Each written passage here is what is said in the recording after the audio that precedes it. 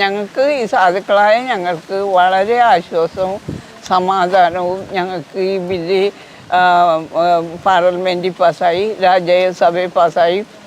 ഇനി രാഷ്ട്രപതി ഒപ്പിടുന്നതോടുകൂടി ഞങ്ങളുടെ ബില്ലിൻ്റെ പ്രശ്നങ്ങൾ, ബക്കപ്പ് എന്ന പ്രശ്നങ്ങൾ നീങ്ങിപ്പോയി എന്ന് തന്നെ ഞങ്ങൾ വിശ്വസിക്കുകയാണ്. അവർ പറയേണ്ടത് ഇവിടെ നിന്ന് പോയ MP-മാർ പറയേണ്ട അതുകൊണ്ട് ഞങ്ങൾക്കൊരു ഗുണമില്ലെന്ന്, മുനമ്പത്തിന് ഗുണമില്ലെന്ന്, മുനമ്പത്തിനല്ല ഭാരതത്തിന് എമ്പാടെയും ഗുണമുണ്ടെന്ന് ഞങ്ങൾ പറയും.